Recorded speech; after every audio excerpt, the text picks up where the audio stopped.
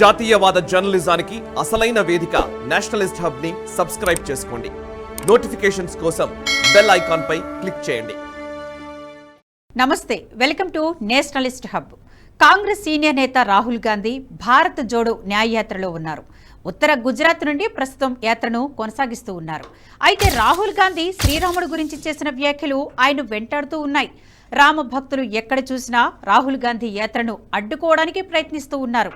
ఈ క్రమంలో మార్చి 10న సూరత్ జిల్లాలోని బర్దోలీలో ఆయనకు చేదు అనుభవం ఎదురైంది.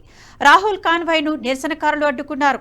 రాహుల్ గాంధీ కాన్వాయ్కు ఎదురుగా హిందూ సంస్థ శ్రీరామ్ సేన సభ్యులు జై శ్రీరామ్, జో రామ్ కా నహీన్, ఓ హమారే కిసీ కామ్ కా నహీ లాంటి నినాదాలు చేశారు.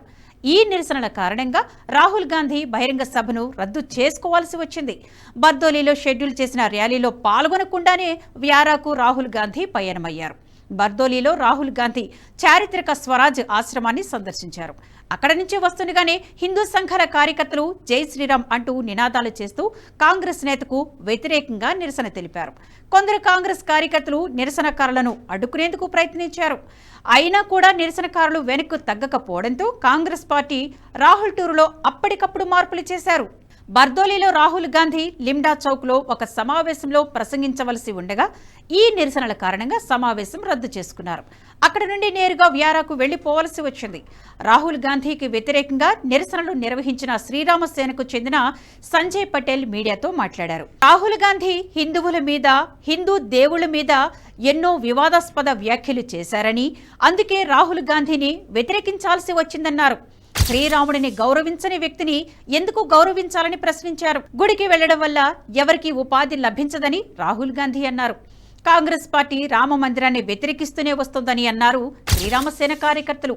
రాహుల్ గాంధీ యువతను తప్పుదోవ పట్టిస్తున్నారని, హిందువుల విశ్వాసంతో ఆటలాడితే సహించబోమని హెచ్చరించారు. మా నిరసనల కారణంగా రాహుల్ గాంధీ బర్దోలీ సభను రద్దు చేసుకున్నారు. దీంతో కాంగ్రెస్ కార్యకర్తలు మాతో వాగ్వివాదానికి దిగారు.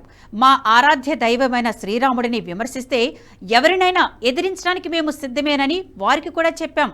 తమకు రాజకీయాలతో ఎటువంటి సంబంధం లేదని, ఏ పొలిటికల్ పార్టీకి కూడా తాము మద్దతు తెలపలేదని, అయితే అయోధ్యలోని దేవాలయంలోకి రాముడిని తిరిగి తీసుకువచ్చిన వారికి తమ మద్దతు ఉంటుందని శ్రీరామ్ సేన కార్యకర్తలు తెలిపారు. భారత్ జోడో న్యాయయాత్రలో భాగంగా రాహుల్ గాంధీ చాలా చోట్ల రామమందిరంపై వ్యాఖ్యలు చేశారు. రామమందిర ప్రాణ ప్రతిష్ఠ కార్యక్రమంపై కూడా వ్యాఖ్యలు చేశారు. ఈ కార్యక్రమానికి పేదలను ఎందుకు ఆహ్వానించలేదని ప్రశ్నించారు.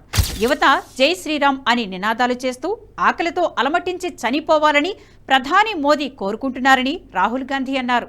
ఈ వ్యాఖ్యలపై తీవ్ర విమర్శలు రాగా దాని పర్యవసనాలు ఇప్పుడు బర్దోలీలో కూడా కనిపిస్తున్నాయి. ఈ వీడియో మీకు నచ్చినట్టయితే లైక్ చేయండి, 10 మందికి షేర్ చేయండి. అలాగే కామెంట్ల రూపంలో మీ అభిప్రాయాలను మాతో పంచుకోండి. Nationalist hub group of channels ను సబ్స్క్రైబ్ చేసుకుని తెలుగునాట జాతీయవాద జర్నలిజాన్ని ప్రోత్సహించండి. ఈ వీడియో కింద ఉన్న బెల్ ఐకాన్ పై క్లిక్ చేయడం మర్చిపోవద్దు.